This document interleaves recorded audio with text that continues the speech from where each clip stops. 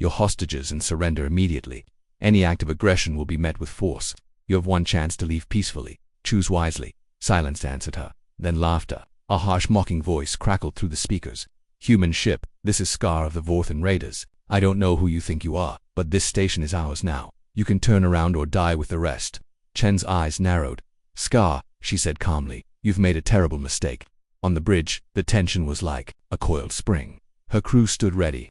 "Mr. Park, bring us into weapons range. Sergeant Martinez, prepare the boarding teams." "Yes, Captain," came the replies. Below decks, hatches hissed open as Marines loaded into assault transports. In engineering, Chief Kim rerouted power to shields and engines. The Retribution bristled with silent fury. On the screen, pirate ships began to maneuver, clearly preparing to fight. "They're powering weapons," warned Rodriguez. "Let them," Chen said.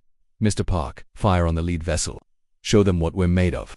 Moments later, a plasma beam lanced out from the Retribution's forward battery and struck a Vorthan cruiser. The ship exploded in a silent bloom of fire and debris. The pirate fleet hesitated. "Broadcast this," Chen said. "Scar, that was your warning shot. We have the firepower to destroy every one of your ships. Release the hostages now." There was silence again. Then a new voice. "Wait, don't shoot. This is Captain Drev of the Scourge. We didn't sign up for a suicide mission. We're leaving." Chen smiled grimly. One by one, pirate ships began to break formation and jump to warp. Only 6 remained, including Scar's Sergeant Martinez, Chen said. "It's time."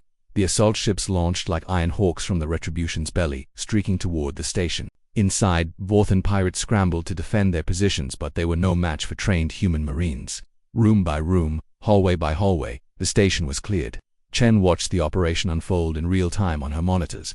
Her face, that was unreadable, but her fists were clenched tight in her lap. Minutes later, Martinez's voice came over the line. "Captain, we have secured the station. Hostages are safe. Scar is in custody." Cheers broke out on the bridge. Chen allowed herself a small, tired smile. "Mr. Park," she said, "send a message to the Galactic Council. The Solani are safe. The pirates are defeated. Earth has answered." And somewhere, in the heart of the galaxy, fear shifted away from helplessness and toward a new, uncertain power. The humans had come, and they had changed everything. Captain Chen didn't smile. She didn't cheer. This wasn't a victory, it was justice.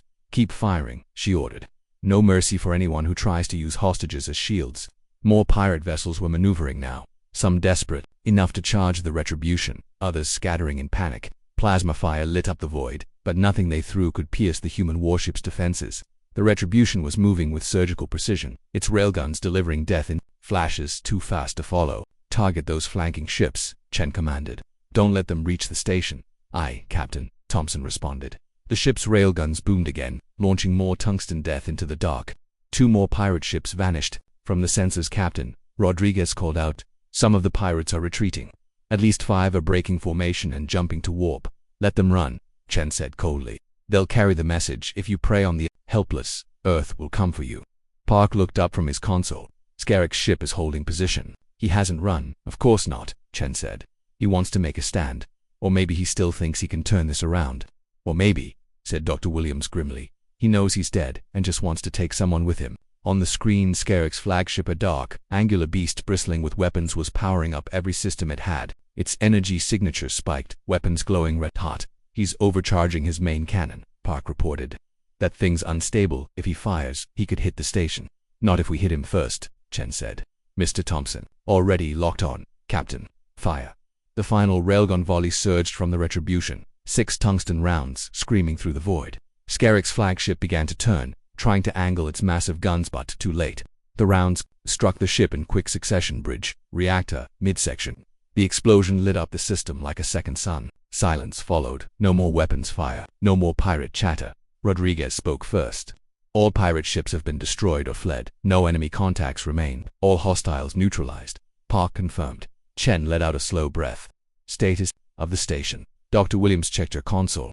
"Station integrity is holding. Life support is stable. I'm reading over 1,800 Zolani survivors, some injured but alive." Chen nodded. "Prepare medical teams and Marines to assist." "Rodriguez, contact the station and let them know it's over. They're safe." "Yes, Captain." Chen stood slowly, her hands finally releasing their grip on the armrests. "Send a final message to the Galactic Council. Mission complete. Hostages rescued. Pirate fleet destroyed." She looked around at her crew, tired, silent, but steady. "Today," she said softly, "they asked if humans cared about strangers in the dark. I think we gave them an answer. Outside, the Retribution held steady above Kepler 440, scarred but unbroken. The sword of a world that had once been feared and forgotten. Now, the galaxy would remember Earth not just as a death world but as a force of justice. And somewhere, deep in the void, other predators began to wonder what happens when the humans come for them. Asked ChatGPT. Here, the doors to the laboratory exploded inward with a thunderous crack. Smoke filled the room as flashbangs and concussion grenades went off in rapid succession. Blinding lights and ear-splitting shocks disoriented the pirates. By the time they raised their weapons, it was already too late. The first human marines stormed into the lab with precision, their dark armor gleaming under the harsh lights. They moved in coordinated waves, firing short, controlled bursts. The pirates' energy bolts splashed harmlessly off hardened armor, while kinetic rounds from the marines tore through makeshift barricades and alien flesh alike. Squads 1 and 3 flanked left and secured the hostages, barked Sergeant Martinez. Over the comes Squads 2 and 4. With me, we're taking down Scar. Scarrick roared and charged forward, energy sword crackling with power. One marine moved to intercept and was struck across the chest. His armor sparked but held. Before Scar could strike again, 3 rifles unloaded into his side, sending him crashing to the ground. But he wasn't finished yet. Scar rolled, roaring, and slashed a leg out from under another marine. The human went down, but his squad mate was already on top of Scar, pinning his sword arm to the ground. A third marine fired a stun round at point-blank range into Scar's chest. The pirate commander jerked once, then went still. Target neutralized, reported Martinez. Repeat, Commander Scar is down. Around the lab, the last remaining pirates either surrendered or fell. Dozens of Zilani huddled behind overturned tables and benches, holding their breaths when they saw the humans turn toward them, not with weapons raised but with outstretched hands. They broke into tears of relief. Dr. Amara, one marine said, helping her up. You sent the message, right? She nodded, voice shaking. Yes, I didn't know if anyone would hear it. The marine gave her a reassuring nod. You saved them all. Within minutes, the laboratory was fully secured. Medical personnel from the Retribution were already arriving to treat the wounded. Pirates who surrendered were cuffed and prepared for transport. Those who resisted now lay motionless.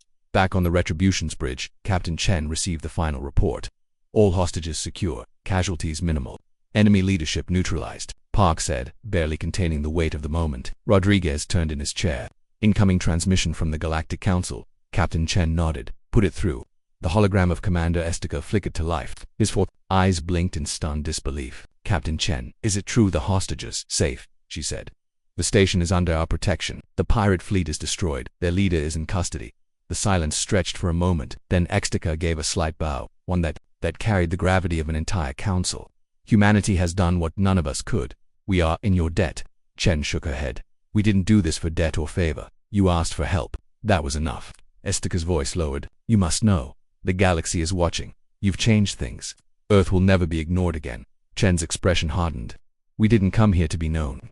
We came because someone needed help and no one else could give it in time, that's all. As the transmission ended, Chen sat back in her chair.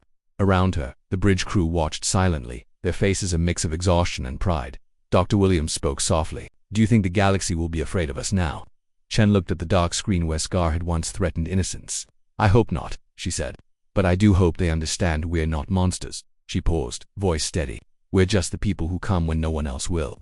Ask ChatGPT. Again, not for them, and not for humanity. The word was out, across countless stars and distant worlds. Stories began to spread, not tales of destruction but of salvation, of a single human warship facing down an entire pirate fleet, of marines who descended like ghosts and fought with ruthless precision not to conquer, but to protect, of a captain who gave the enemy every chance to surrender, and only unleashed the fury of Earth when all other options were gone. Captain Chen stood on the bridge of the Retribution, hands clasped behind her back, eyes fixed on the shrinking image of the Kepler 440 research station. They'll talk about this day, Commander Park said quietly beside her. Some will fear us, others might call us monsters. Chen didn't look away. Let them talk. As long as they remember the truth, we were the ones who showed up. Dr. Williams added from the science station. Do you think the council will finally take us seriously? Chun's voice was calm but resolute. They'll have to. We're not in the shadows anymore. Earth has stepped into the galaxy's light and we didn't come to be ruled, intimidated, or ignored. We came to stand. The bridge crew fell silent, each person understanding the weight of what had just happened. The era of Earth's isolation was over. From this point forward, humanity would be part of the great galactic story, not as subjects, not as curiosities, but as a force to be reckoned with. As the Retribution jumped into faster-than-light travel, leaving behind the Kepler system and the shattered remnants of the Varan Syndicate, Captain Chen allowed herself The galaxy now knew that humans existed and, more importantly, they knew what humans were capable of when innocent lives were threatened. The age of humanity's isolation was over. The age of human guardianship had begun. 3 weeks after the rescue at Kepler 440c, the entire galaxy was talking about humans. News of the Varan Syndicate's defeat had spread to every corner of civilized space, carried by traders, diplomats, and refugees who spoke of Deathworlders coming not to conquer but to save. On Galactic Council Station, Commander Zeka stood in the main communications center, watching the flood of messages pouring in from across the stars. Every day brought new reports: pirate groups surrendering, slavers releasing their captives, criminal organizations fleeing to the Outer Rim. "Sir," said Junior Analyst Pip, approaching with a datapad in his furry hands.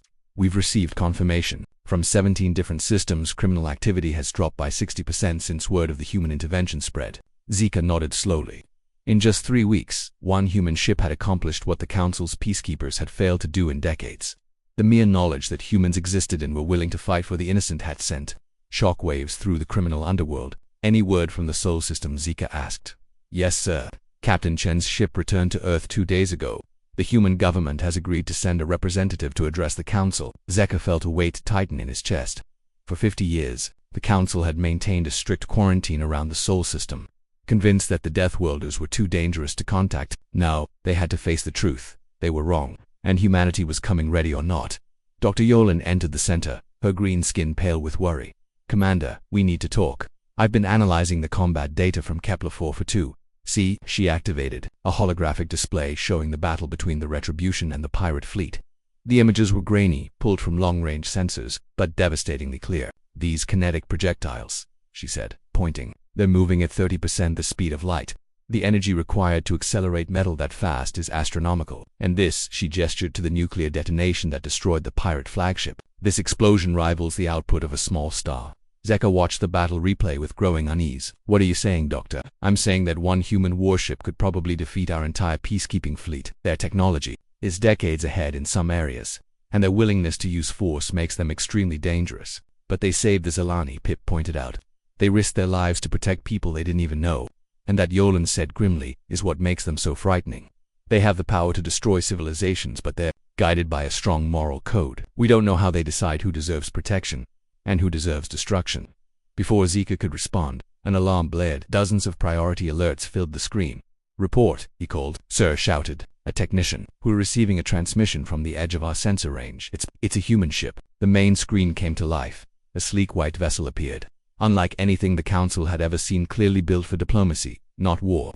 Yet it was massive, 3 times the size of their largest capital ship. A calm voice echoed through the chamber. "Attention, Galactic Council Station. This is the UEES Harmony, requesting permission to dock. I am Ambassador Sarah Martinez, representing the United Earth Government. I believe you're expecting me." Zeka glanced at his nervous staff. This was at the moment that would change everything. Grant them docking permission," he said quietly.